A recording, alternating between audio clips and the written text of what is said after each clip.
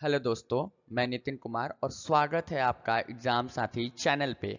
आज हम करने वाले हैं क्लास 10th बायोलॉजी का चैप्टर जीव जनन कैसे करते हैं।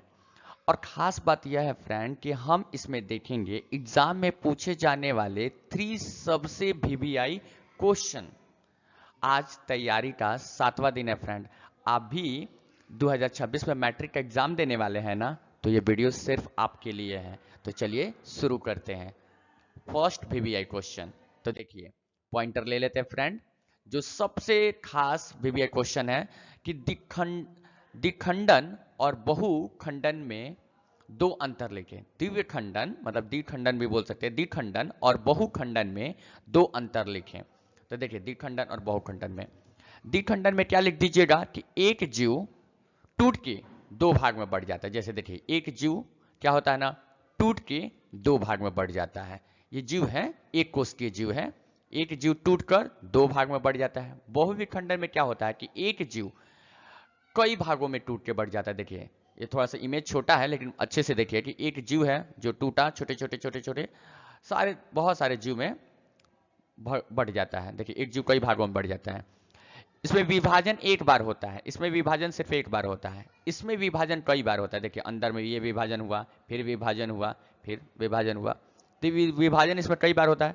केवल दो नए जीव बनते हैं, इसमें दो नए जीव बना, एक जीव से सिर्फ दो नए जीव बना। एक साथ कई जीव बनते हैं, इसमें एक साथ कई जीव बन जाते हैं। उदाहरण के लिए इसका नाम है अमीबा, एक कोशिकीय जीव है। पैरामीशियम, इसमें उदाहरण के लिए प्लाज्मोडियम। ठीक है, ये लिख दीजिएगा। देखिए ये भी पढ़ लीजिए। अमीबा करता है द्विखंडन का काम, इसका नाम है अमीबा।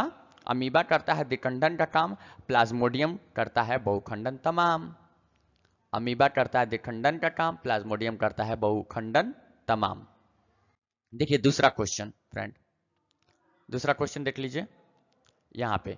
कायिक जनन क्या है फ्रेंड? अच्छे से ये सब क्वेश्चन वीडियो को 2 बार 3 बार वीडियो देख लीजिएगा, आपको क्वेश्चन सारा याद हो जाएगा। एग्जाम में ये सब बहुत पूछा हुआ है। ये इस चैप्टर का पार्ट 1 है, इसको 2 पार्ट में हम लाएंगे, 3 क्वेश्चन करके 2 पार्ट में देंगे, क्योंकि ये चैप्टर थोड़ा सा लंबा था, इस वजह से 2 वीडियो में हम इसको बना देंगे। ठीक ना फ्रेंड? तो देखिए कायिक जनन क्या है। जब पौधे अपने शरीर के किसी अंग जैसे कि जड़, तना, पत्ता से नया पौधा बना लेते हैं तो इसे कायिक जनन कहते हैं। जब पौधे अपने शरीर के किसी अंग जैसे कि जड़, तना, पत्ता से नया पौधा बना लेते हैं तो इसे क्या बोलते हैं? कायिक जनन कहते हैं। इस तरह के जनन को कायिक जनन कहते हैं। जैसे हम लोग गुलाब का पौधा रहता है, उसका तना के पास का तना का कलम ले लेते हैं और उसको क्या कर देते हैं? लगा देते हैं।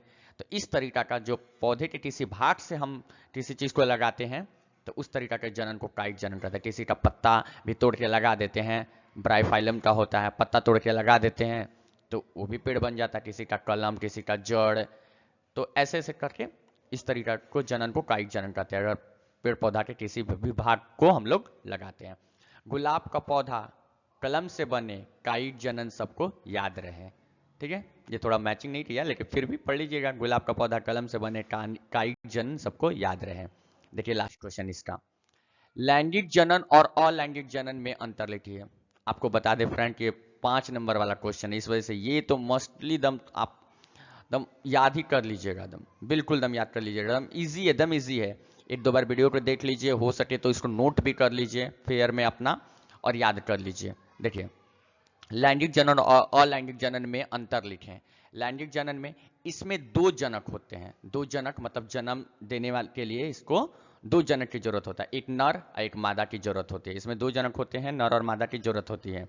इसमें केवल एक जनक से नया जीव बनता है। अलैंगिक जनन में केवल एक जनक, इसमें नर मादा का पता नहीं चलता है।